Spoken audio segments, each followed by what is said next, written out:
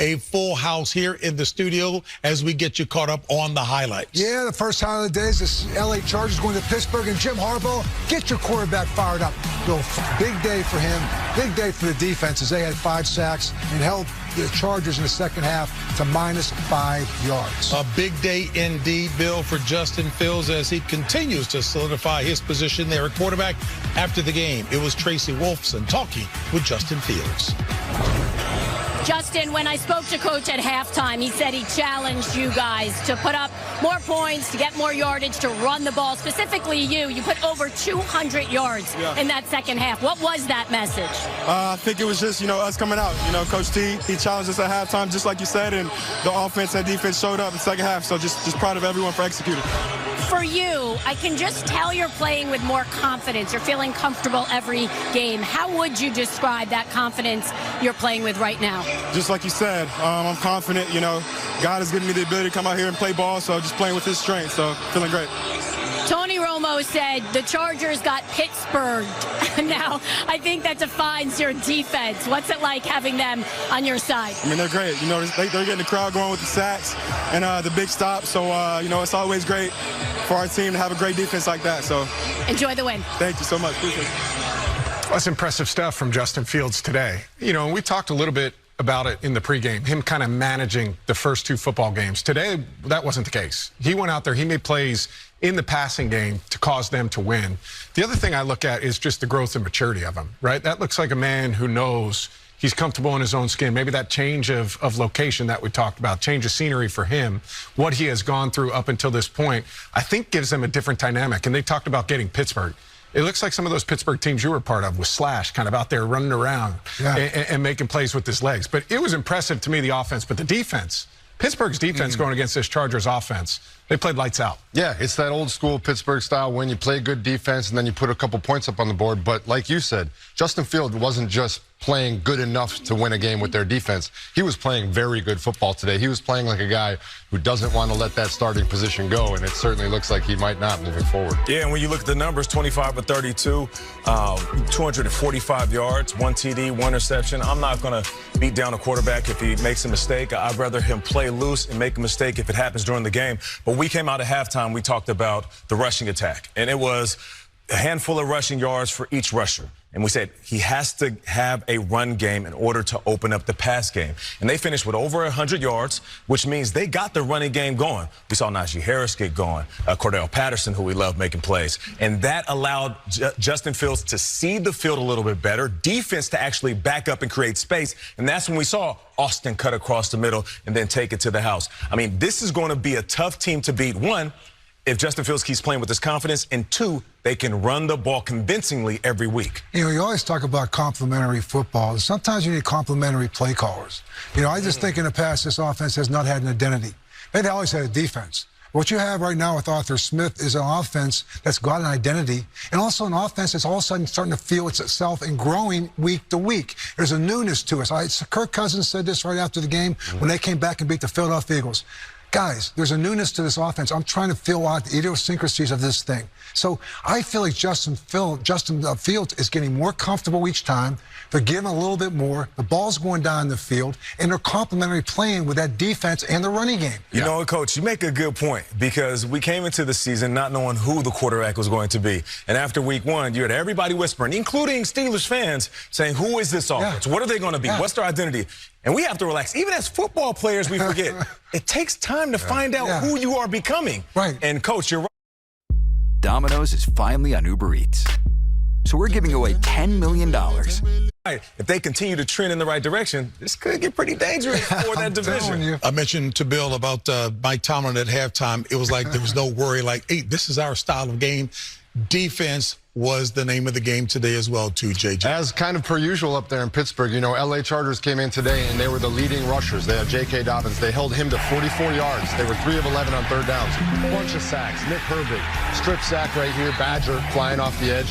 Here's TJ getting double teamed. So coming up the middle, we got another sack. Everybody coming, and that was the one, obviously, where Justin Herbert got hurt. TJ making his way around Joe Alt on the edge.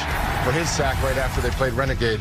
I mean, that's what they do in Pittsburgh. You play Renegade, you get sacks, you play good defense. -5 yards in the second half. That's an unbelievable. I was so happy for you.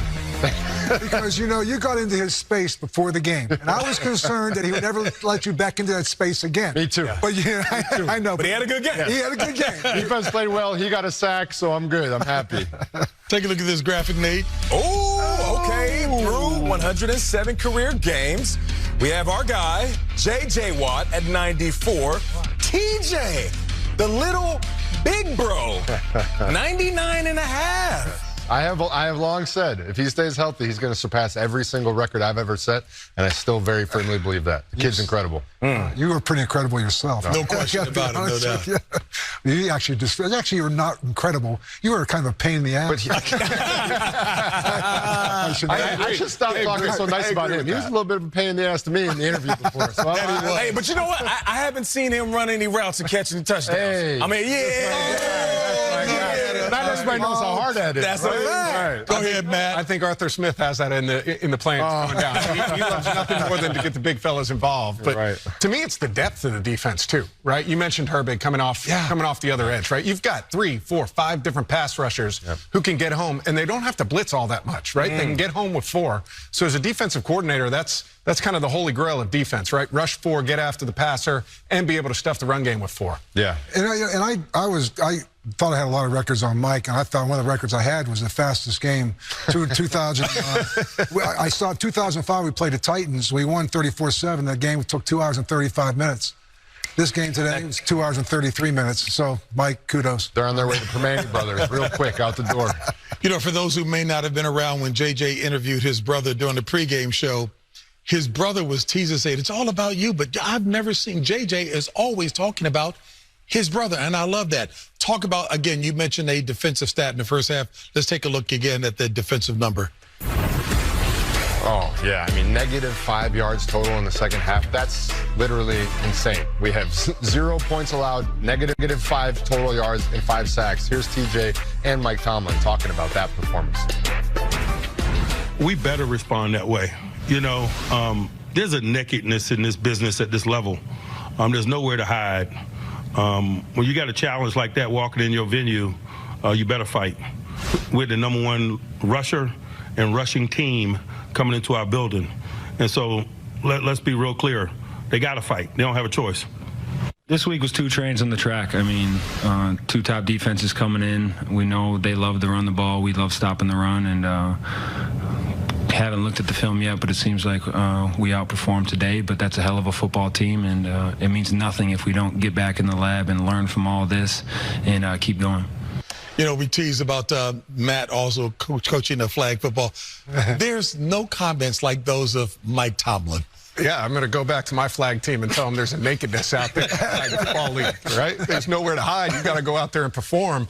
But to me, what's cool is the players are buying in, right? And they have for a long time with Mike T. But you hear TJ's comments afterwards, right?